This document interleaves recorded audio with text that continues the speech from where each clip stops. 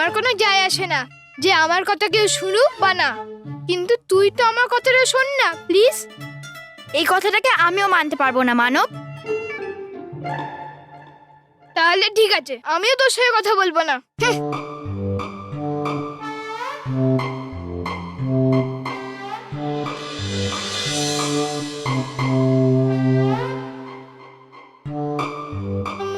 মেহের, এখানে দেখ, এটা কি লেখা আছে? কেন? কিছুক্ষণ আগেই তো বললি তুই মেহের আমি তোর সঙ্গে কথা বলবো না, এবার কি হলো? কিন্তু মেহের, এটা দেখা খুব জরুরি। আরে মানব, এখানে দেখ, এটা কি লেখা আছে? কিছুই তো লেখা নেই। কি কিছুই লেখা নেই? এত বড় বড় অক্ষরে লেখা আছে, তুই কিছু দেখতে পাচ্ছিস না? না মানব, দেখ আমার মনে হচ্ছে তোর শরীর খারাপ হয়েছে।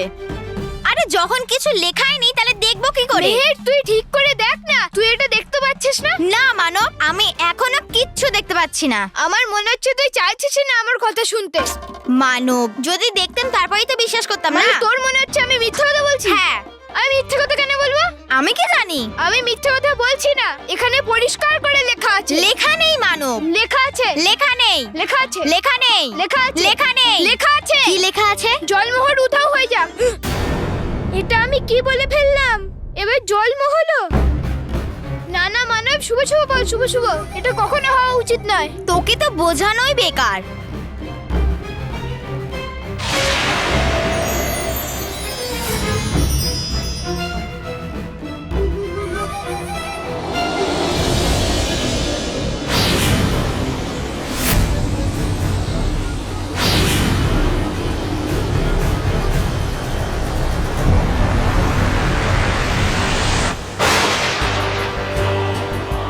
এসে গেল আমাকে মহাশক্তিশালী বানানোর জন্য তিনটি ঐতিহাসিক সৌধের মধ্যে দ্বিতীয় সৌধ। আর একটা ধাপ, আমার লক্ষ্যে পৌঁছতে আর এক ধাপ বাকি।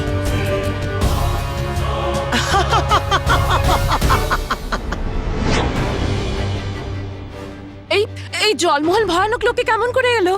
কি? হ্যাঁ, তুমি নিজেই দেখে নাও।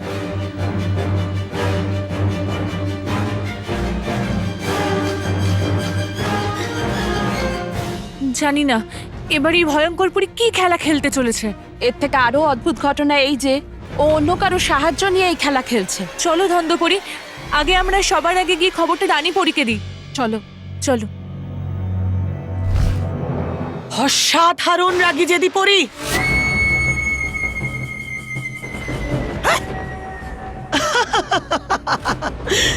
দেখেছো তবা তবা?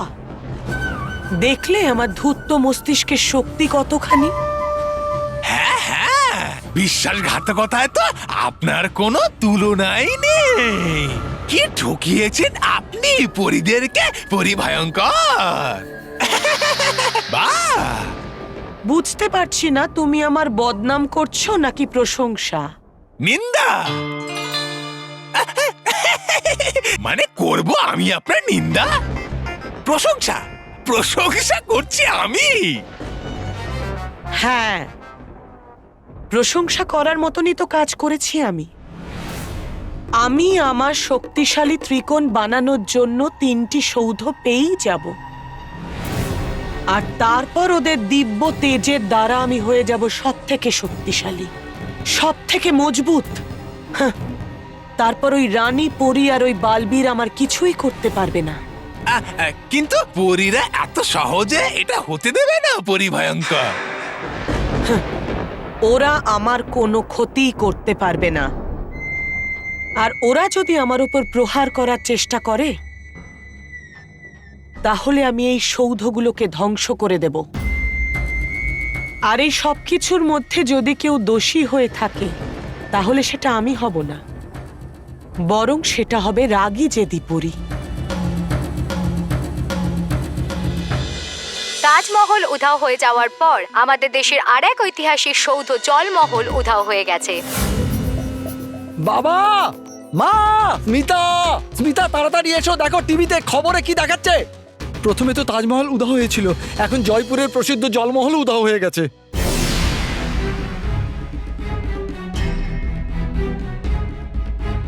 এটা কি আমাদের দেশের এগেনস্টে একটা চক্রান্ত? এটাও কি এক ধরনের একটা যুদ্ধ?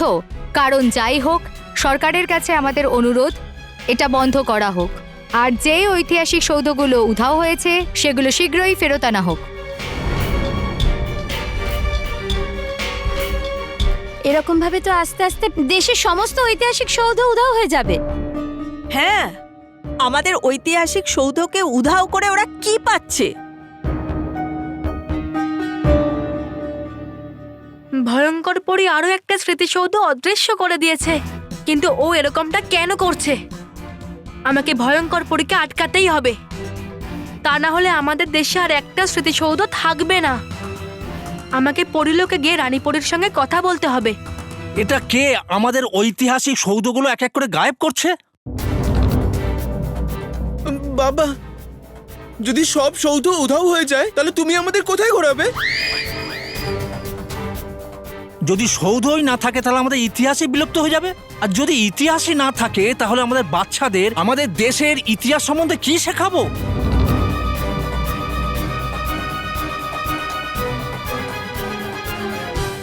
দেখলি মেহের, আমি বলেছিলাম যে জলমহল উধাও হয়ে যাক, আর আমার বলার সঙ্গে সঙ্গে জলমহল উধাও হয়ে গেল। এর মতনই তাজমহলের জন্য আমি বলেছিলাম, আর তাজমহলও উধাও হয়ে গেল। হ্যাঁ মানব, তুই ঠিক বলছিস। আমি এক্ষুনি মা বাবাকে বলছি। না মেহের, এটাতে মা বাবা আরো চিন্তিত হয়ে পড়বে। এই সময় আমাদের সাহায্য শুধু বালবীরই করতে পারবে। হ্যাঁ, তুই ঠিক বলছিস মানব, চল আমরা বালবীরকে ডাকি। চল। চল চল চল।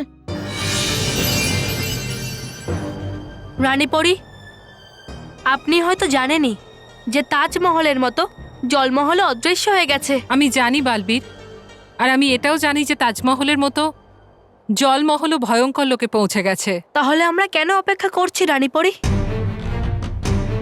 আমাদের এক্ষুনি ভয়ানক লোকে আক্রমণ করা উচিত। না বালবীর, এটা সঠিক সময় নয় ভয়ঙ্কর পরীর ওপর আক্রমণ করার জন্য। কিন্তু কেন? আমরা যত দেরি করব, ভয়ঙ্কর পরী তত স্মৃতিসৌধগুলোকে অদৃশ্য করে দেবে। বালবীর, বালবীর, আমি তোমার রাগের কারণ বুঝতে পারছি, কিন্তু এই সময় আমাদের এটা খেয়াল রাখতে হবে যে ভয়ঙ্কর পরী ক্রুদ্ধ অবস্থায় ওই ঐতিহাসিক সৌধগুলিকে সে শুধু অদৃশ্য নয়, নষ্টও করে দিতে পারে। এই জন্য আমাদের সতর্ক থাকতে হবে। আর ভয়ঙ্কর পরীকে আঘাত করার আগে আমাদের আগে ওর সাথীর খোঁজ নিতে হবে, যে ভয়ঙ্কর পরীর নির্দেশে ওই সৌধগুলোকে উধাও করছে। হ্যাঁ রানীপরি, হ্যাঁ, আমাদের ওই বিশ্বাসঘাতকের খোঁজ পেতেই হবে। কিন্তু রানীপরি, ভয়ঙ্কর পরী পৃথিবী লোকে জলমহল আর তাজমহলকে উধাও করে কি লাভ হতে পারে? অনেক লাভ হবে ভয়ঙ্কর পরীর এতে। এই ঐতিহাসিক সৌধগুলোতে অনেক শক্তি নিহিত হয়ে আছে। যেমনই জলমহল তাজমহলের পরে উধাও হলো, তখনই ভয়ঙ্কর পরীর আসল উদ্দেশ্য বুঝতে পারলাম। কিন্তু শুধু এই দুটো সৌধই কেন? দুটো নয়, তিনটে। খুব তাড়াতাড়ি ভয়ঙ্কর পরী আরও একটা সৌধকে উধাও করে দেবে, আর তারপরও বানাবে শক্তিশালী আকর্ষণীয় একটা ত্রিকোণ। শক্তিশালী আকর্ষণীয় ত্রিকোণ?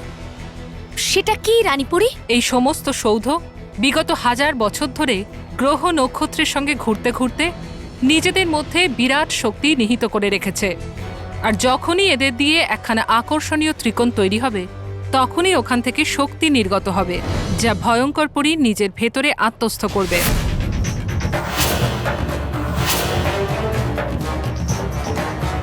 রানীপরি, সোনালী ত্রিকোণ থেকে বেরোনো শক্তি দিয়ে ভয়ঙ্কর পরী কি আরো শক্তিশালী হয়ে যাবে?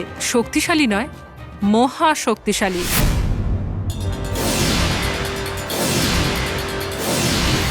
ওই শক্তি গ্রহণ করার পর ভয়ঙ্কর পরী ঢালের মতো শক্ত হয়ে যাবে। এরপর আমাদের কোনো আঘাতের কোনো প্রভাব ওর ওপর পড়বে না।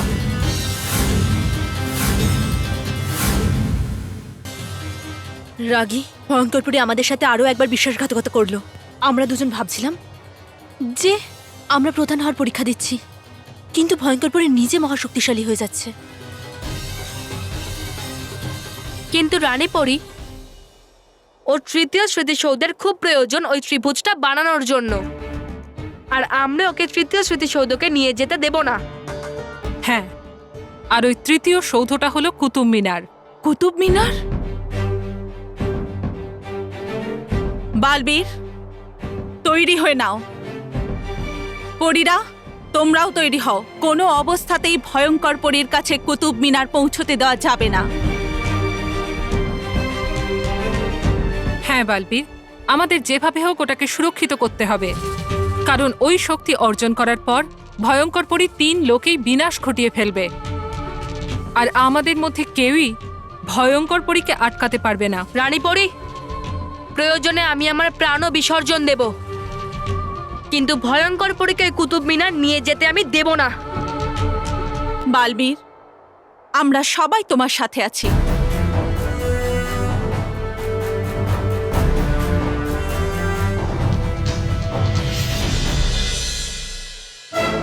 একটা অশুভ শক্তি আমাদের মান আর সম্মান, আমাদের ঐতিহাসিক স্মৃতিসৌধ চুরি করতে চাইছে, আর আমি আপনাদের সবাইকে কথা দিচ্ছি, আমি থাকতে এসব কিচ্ছু হবে না, কিন্তু তার জন্য আপনাদেরকে আমাকে সাহায্য করতে হবে।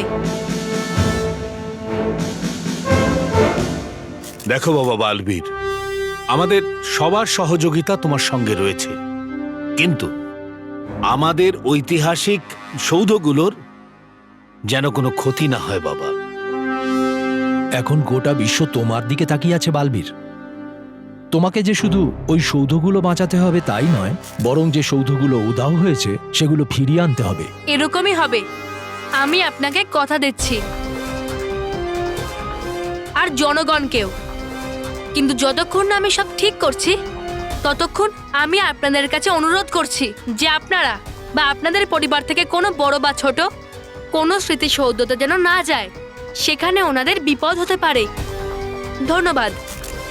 ধন্যবাদ।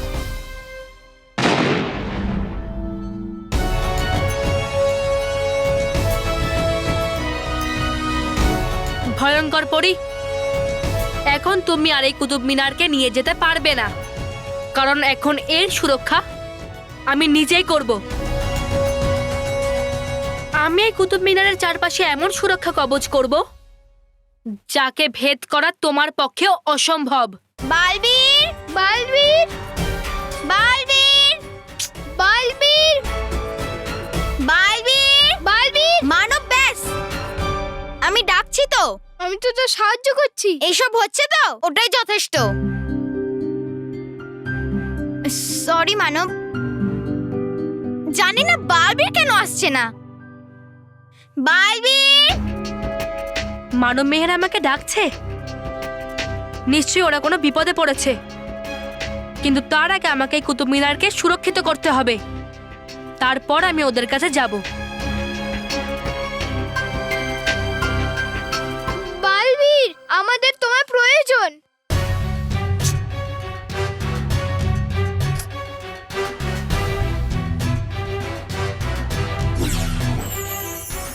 হে রানী পরী, করতে হবে ভয়ঙ্কর পরীর ওপরে প্রহার, তাই বানাতে হবে এমন সুরক্ষা কবচ যাতে অদৃশ্য হওয়ার থেকে বাঁচে এই কুতুব মিনার।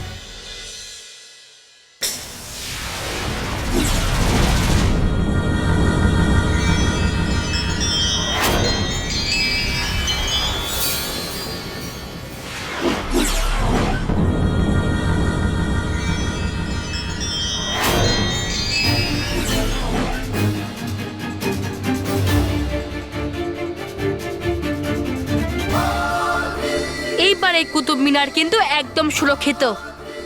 ভয়ঙ্কর পরে নিজের পরিকল্পনায় আর সফল হবে না, আর কেউ এই সুরক্ষা কবচকে ভেদ করে কুতুব মিনারকে অদৃশ্য করতে কোনোদিনও পারবে না। বালবীর তো বাচ্চাদের সাহায্য করার জন্য ওদের এক ডাকে চলে আসে, কিন্তু আজকে কেন আসছে না? বালবীর যখন আসছে না তাহলে ঠিক আছে, তুই কেন চিন্তা করছিস? আমাদের যেটা করতে হবে সেটা আমরা করে নেব। এইসব তোর জন্য হচ্ছে মানব, এর জন্যই তো আমি চিন্তিত। তোর বলাতে দুটো ঐতিহাসিক সৌধ উধাও হয়ে গেছে। জানি না এরপর কোন সৌধ উধাও হয়ে যাবে, নাকি কোনো নতুন সমস্যা চলে আসবে। এর জন্য শুধু বালবীরই আছে যে তোকে এই সমস্যা থেকে বাইরে বার করতে পারবে। ও আমরা কখন থেকে ওকে ডাকছি, ও কি আসছে বল? চলে আসবে মানব, চলে আসবে। বালবীর, বালবীর। আজও আসবে না। ওর তো আমাদের উপরে কোনো চিন্তাই নেই। এরকম নয় মানব। এইরকমই মেহের, এইরকমই। আর তুই বেশি চিন্তা করিস না। বালবীরের যখন আমাদের চিন্তা নেই তখন আমাদেরও দরকার নেই। যখন ও আমাদের কাছে আসতে চায় না তাহলে ঠিক আছে, ও যেখানেই আছে সেখানেই থাক, সেখানেই থাক, সেখানেই থাক।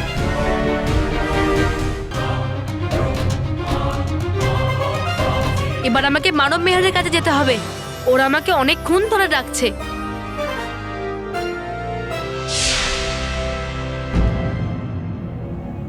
আরে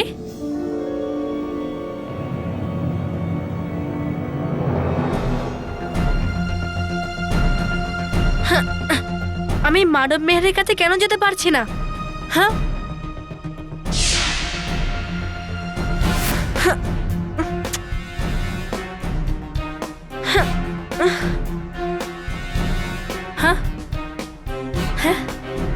এরকমটা আমার সঙ্গে কেন হচ্ছে?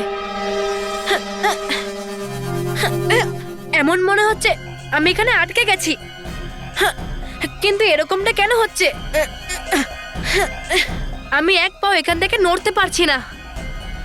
এবার কি হবে? মানব, তুই না ভেবেচিন্তে কি বলে ফেললি? এবার বালবীর যেখানেই আছে সেখানেই থেকে যাবে, আর আমাদের কাছে কখনোই আসতে পারবে না।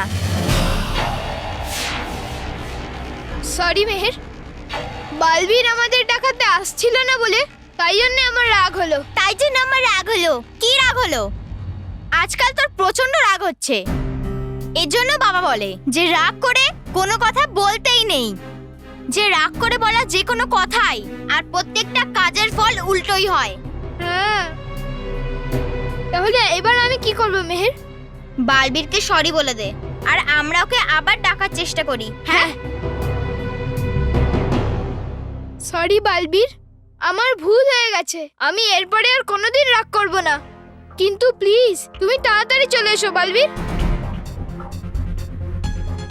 তুমি যেখানেই থাকো আমাদের কাছে চলে এসো বালবীর, প্লিজ।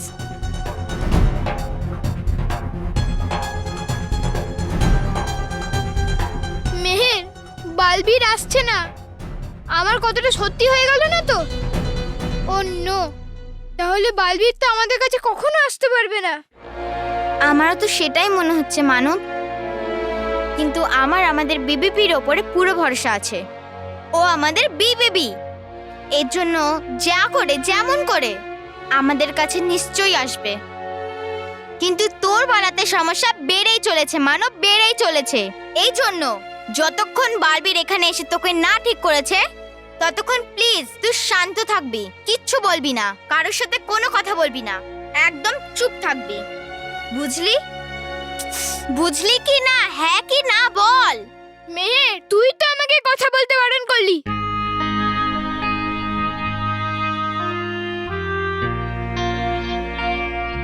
মানব, অসাধারণ রাগী যদি পড়ি। আমার জন্য দুটো ঐতিহাসিক সৌধ চুরি করে এনে তোমরা দুজন এটা প্রমাণ করে দিয়েছো যে তোমরা আমার প্রধান হওয়ার উপযুক্ত। এটা তো আমরা জানি ভয়ঙ্কর পরি। তাহলে তোমরা এটাও নিশ্চয়ই জানতে চাইবে যে পরবর্তী সৌধ কোনটা, যেটা তোমাদেরকে আমার সাম্রাজ্যের সেনাপতি করতে পারে, তোমাদের আমার মতো শক্তিশালী বানাতে পারে। আরে দেবেনি যখন দিন, একটু বুদ্ধি এদের বেশি দরকার, এটা ওদের। তবা তবা, মনে হচ্ছে তোমাকে শেখাতে হবে যে তোমাদের রানী আর হবু প্রধানের সাথে কিভাবে কথা বলতে হয়। গেছে বুঝে। আপনি চালিয়ে যান আপনার গুরুত্বপূর্ণ কাজ। হ্যাঁ, তাহলে রাগী যদি পড়ি, তোমাদেরকে যে পরবর্তী সৌধ চুরি করতে হবে সেটা হলো কুতুব মিনার।